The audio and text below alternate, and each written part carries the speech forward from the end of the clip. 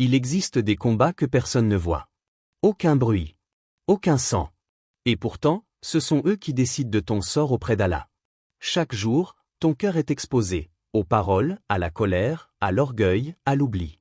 La vraie question n'est pas de savoir si l'attaque existe, mais si ton cœur est encore éveillé. Allah révèle une loi immuable, une vérité qui ne dépend ni des époques ni des circonstances humaines. En vérité, c'est dans le rappel d'Allah que les cœurs trouvent la quiétude. Sourate Ar-Ra'd, 28. Ce verset n'est ni métaphorique ni symbolique. Il établit un lien direct entre le dhikr et l'état intérieur du cœur. La quiétude n'est pas le fruit du confort matériel, ni de la reconnaissance sociale, ni même de la réussite apparente. Elle est conditionnée par le rappel d'Allah. Lorsque ce rappel est présent, le cœur se stabilise. Lorsqu'il s'efface, le cœur devient instable, exposé, vulnérable. Le Coran ne décrit jamais le cœur comme un organe neutre. Il est vivant, mouvant, influençable. Il se fortifie ou s'affaiblit selon ce qu'il absorbe. Quand le rappel disparaît, le cœur ne reste pas vide. Il est aussitôt envahi par l'agitation, par les pensées excessives, par les peurs diffuses. Cette agitation n'est pas toujours visible. Elle peut se cacher derrière le sourire, derrière l'occupation constante, derrière le bruit du quotidien. Mais elle agit en profondeur. Quand la quiétude s'éteint, le nafs prend le pouvoir. Le Coran établit clairement que l'âme humaine, laissée à elle-même, incline vers l'excès, l'impatience et l'oubli. Sans rappel, le nafs devient le centre de décision. Il dicte les réactions, amplifie les colères, justifie les désirs, banalise les fautes. Le cœur cesse alors d'être un lieu de réception de la guidance divine et devient un champ de tensions internes. Et lorsqu'Allah est relégué au second plan, même sans être renié, l'âme devient vulnérable, y compris dans l'abondance. Le Coran rappelle à plusieurs reprises que la richesse, la sécurité ou la stabilité ne sont jamais des garanties de paix intérieure. L'oubli d'Allah au cœur de l'abondance est même décrit comme un danger subtil. Il endort la conscience et affaiblit la vigilance spirituelle. Allah révèle également une autre loi, complémentaire et indissociable de la première: quiconque place sa confiance en Allah, il lui suffira. Sourate At-Talaq, 3. Cette parole divine ne promet pas l'absence d'épreuves. Elle promet la suffisance d'Allah face à toute épreuve. Le tawakkul n'est pas une posture passive, ni une fuite de la responsabilité. Il est un ancrage intérieur. Placer sa confiance en Allah signifie reconnaître que les causes visibles n'agissent que par sa permission, et que la finalité ne dépend jamais uniquement de l'effort humain.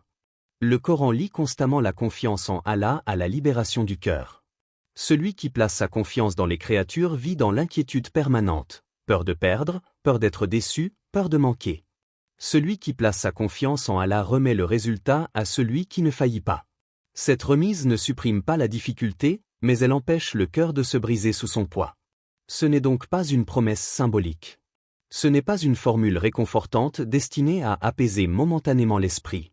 C'est une protection réelle, accordée à celui qui se remet sincèrement à Allah. Une protection contre la panique intérieure, contre l'effondrement moral, contre l'angoisse qui ronge silencieusement. Le Coran ne parle pas d'un cœur abstrait. Il parle de ton cœur, tel qu'il est, dans son état réel. Il expose ses fragilités, mais il indique aussi sa voie de guérison. Le rappel restaure ce que l'oubli a fissuré. La confiance répare ce que la peur a endommagé. Et ces lois demeurent actives, que l'homme les reconnaisse ou les ignore. Le prophète Muhammad a redéfini la force d'une manière qui renverse les critères humains. Le fort n'est pas celui qui terrasse les gens, mais celui qui se maîtrise lorsqu'il est en colère. Sahih al-Bukhari, Sahih Muslim. Cette parole n'est pas une invitation morale abstraite. Elle établit une discipline intérieure. La colère est décrite ici non comme une simple émotion, mais comme un test de souveraineté sur soi. Celui qui domine les autres peut le faire par la ruse, la violence ou l'intimidation. Celui qui se domine lui-même affronte un ennemi intérieur, invisible, persistant, toujours prêt à surgir. Chaque colère non maîtrisée fissure le cœur. Elle laisse une trace. Même lorsqu'elle semble justifiée, même lorsqu'elle est applaudie par l'entourage. Le prophète n'a pas nié l'existence de la colère, il en a montré le danger lorsqu'elle devient le moteur de l'action. La discipline prophétique ne consiste pas à étouffer les émotions, mais à empêcher qu'elles gouvernent. La sunna montre que la colère ouvre des portes que la raison ferme. Elle précipite la parole, durcit le regard, accélère le geste. Et une fois l'instant passé, le cœur porte le poids de ce qui a été dit ou fait. Ce poids s'accumule. Il alourdit l'âme, obscurcit la lucidité, normalise l'excès. Le prophète a ainsi formé une génération capable de se retenir alors qu'elle en avait le pouvoir. Chaque parole inutile alourdit le cœur. Le lien entre la langue et l'état intérieur est constant dans l'enseignement prophétique. La parole n'est jamais neutre. Elle révèle ce qui déborde du cœur, en retour, elle l'influence. Parler sans nécessité, répondre sans sagesse, argumenter sans retenue, tout cela érode la vigilance spirituelle. C'est dans ce sens que le prophète avertit avec une clarté sans équivoque, celui qui croit en Allah et au jour dernier, qu'il dise du bien ou qu'il se taise. Sahih al-Bukhari. Ce hadith établit un critère de foi pratique. Il ne parle pas d'un idéal inaccessible, mais d'un comportement mesurable. La parole devient un acte de foi ou un signe de négligence. Dire du bien ne se limite pas aux mots agréables, cela inclut la justesse, l'utilité, la retenue. Se taire n'est pas une faiblesse, mais une décision consciente lorsque la parole risque de nuire. La discipline prophétique éduque le croyant à choisir ses batailles. Tout ne mérite pas une réponse. Tout désaccord n'exige pas une réplique. Tout affront ne nécessite pas une riposte immédiate. Le prophète a enseigné que la dignité se préserve souvent par la maîtrise, non par la domination verbale. Le silence, quand il est sincère, est parfois une armure. Il protège le cœur contre l'orgueil, contre la précipitation, contre la justification permanente de soi. Il permet à la raison de reprendre sa place et à l'intention de se purifier. Dans le silence maîtrisé, le croyant observe son propre état, mesure ses motivations, et se souvient de la présence d'Allah avant de s'exprimer. La sunna n'a jamais encouragé le mutisme ni l'effacement. Elle a enseigné la parole pesée, enracinée dans la conscience du jour dernier. Celui qui sait qu'il rendra compte de chaque mot comprend que la langue peut être une voix. Est-il agité sans raison apparente ? Te surprends-tu à ruminer longtemps après une parole, un regard, une situation pourtant banale ?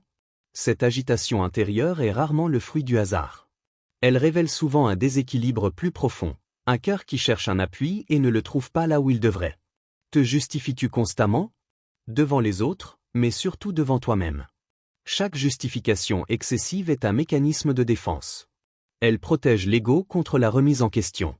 Elle évite l'aveu silencieux que quelque chose, à l'intérieur, n'est pas aligné. Le cœur qui se justifie sans cesse refuse souvent d'être confronté à sa propre fragilité.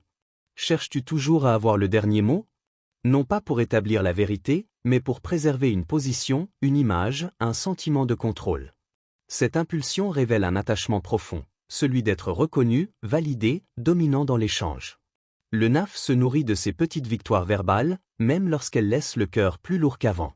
Ibn al-Qayyim a posé un diagnostic d'une précision troublante, le cœur s'éloigne d'Allah parce qu'il aime plus que lui. Cette parole ne désigne pas seulement les grands attachements visibles. Elle englobe aussi les inclinations discrètes, l'amour de l'opinion des gens, le besoin d'avoir raison, la peur d'être diminué, l'attachement excessif au confort émotionnel. Tout ce qui prend plus de place qu'Allah dans le cœur devient, consciemment ou non, une direction intérieure. Le cœur ne supporte pas le vide. Il s'attache. Il investit. Il s'oriente. Ce qu'il aime le façonne. Ce qu'il craint le dirige. Et ce qu'il nourrit en secret finit toujours par le gouverner. Les pensées répétées deviennent des états. Les états deviennent des comportements. Les comportements finissent par définir l'identité intérieure. C'est ici que la psychologie spirituelle rejoint la sagesse islamique. Le Coran et la Sunna ne traitent jamais les actes comme des phénomènes isolés. Ils remontent toujours à la source, le cœur. Un cœur surchargé de désirs non disciplinés devient instable. Un cœur nourri par la comparaison constante devient anxieux. Un cœur attaché à l'approbation humaine devient dépendant et fragile. L'introspection n'est pas une auto-accusation permanente. Elle est une observation lucide. Elle consiste à identifier ce qui déclenche tes réactions excessives. Pourquoi certaines paroles te blessent plus que d'autres ? Pourquoi certaines situations réveillent en toi une colère immédiate ? Ces réactions sont des indicateurs. Elles révèlent ce que le cœur protège jalousement. Lorsque l'amour d'Allah diminue, il est rarement remplacé par le néant. Il est remplacé par des attachements secondaires qui réclament une attention constante. Et plus ces attachements sont fragiles, plus le cœur devient inquiet. L'âme passe alors son temps à défendre ce qu'elle a peur de perdre. Ce travail intérieur demande du courage. Il oblige à reconnaître que certaines luttes ne sont pas extérieures. Elles se jouent dans les préférences, dans les priorités, dans les silences. Le cœur discipliné n'est pas celui qui ne ressent rien, mais celui qui sait ce qu'il nourrit. Et ce qu'il nourrit, jour après jour, finit toujours par devenir son maître. À travers l'histoire de l'islam, les grands savants n'ont jamais séparé la science extérieure du combat intérieur. Leur force ne résidait pas seulement dans la maîtrise des textes, mais dans une connaissance profonde de l'âme humaine. Ils parlaient du nafs non comme d'un concept abstrait, mais comme d'une réalité quotidienne à dompter. Al-Ghazali utilisait une image d'une clarté saisissante. Il enseignait que le nafs est comme un enfant, si tu le laisses sans discipline, il te domine, si tu l'éduques avec constance, il te protège. Cette comparaison n'est pas innocente. L'enfant n'est ni mauvais par essence, ni sage par nature. Il apprend par ce qu'on lui permet, par ce qu'on tolère, par ce qu'on répète. Le nafs fonctionne de la même manière. Lorsqu'il n'est pas encadré, il réclame toujours plus de confort, plus de reconnaissance, plus de satisfaction immédiate. Et plus on cède, plus il exige. Al-Ghazali observait que beaucoup confondent indulgence et miséricorde envers soi-même. En réalité, laisser le nafs sans discipline n'est pas une douceur, mais une négligence. C'est l'abandonner à ses caprices jusqu'à ce qu'il devienne tyrannique. À l'inverse, l'éducation du nafs demande constance, patience et lucidité. Elle ne repose pas sur la brutalité, mais sur la régularité, habitude spirituelle, vigilance intérieure, rappel fréquent d'Allah. Cette sagesse n'est pas théorique. Elle s'inscrit dans une époque où les savants faisaient face à des pressions politiques, sociales et parfois physiques. Pourtant, leur discours revenait toujours à la même source, le cœur. Ce n'est pas l'ennemi extérieur qui détruit l'homme, mais l'ennemi intérieur lorsqu'il n'est pas maîtrisé. Ibn Taymiyya en est une illustration frappante. Emprisonné, isolé, privé de liberté, il affirmait avec une certitude désarmante, « Que peuvent me faire mes ennemis, alors que mon paradis est dans mon cœur ?» Cette parole ne relève pas de la provocation. Elle traduit une réalité vécue. Pour Ibn Taymiyya, la forteresse véritable n'était pas faite de murs, ni de protection humaine. Elle était intérieure. Tant que le cœur reste attaché à Allah, aucune contrainte extérieure ne peut le réduire en esclavage. Historiquement, cette posture est constante chez les grands hommes de foi. Leur stabilité ne dépendait pas des circonstances favorables. Elle provenait d'un enracinement intérieur. Ils avaient compris que celui qui maîtrise son nafs n'est pas à la merci des événements. Il traverse l'épreuve sans s'effondrer, car son centre de gravité ne se situe pas dans le monde changeant. La sagesse islamique ne nie pas la douleur, l'injustice ou la difficulté. Elle enseigne simplement que ces réalités ne doivent pas définir l'état du cœur. Le nafs indiscipliné transforme chaque épreuve en crise existentielle. Le nafs éduqué transforme l'épreuve en terrain de purification. Lorsque Ibn Taymiyya parle de paradis intérieur, il ne décrit pas un état émotionnel euphorique. Il parle d'une paix enracinée dans la certitude. Une certitude que rien ne peut être retiré à celui qui a placé son cœur sous la garde d'Allah. Cette certitude ne s'improvise pas. Elle se construit par des années de lutte intérieure, de renoncements discrets, de choix difficiles. Ainsi, l'histoire ne transmet pas seulement des événements ou des noms. Elle transmet des méthodes intérieures. Discipline du nafs, constance dans l'adoration, détachement du regard des créatures. La vraie forteresse n'est pas extérieure. Elle est intérieure, façonnée lentement, protégée par la vigilance, et renforcée par la soumission sincère à Allah. Chaque prière est un renfort. Chaque dhikr est une muraille.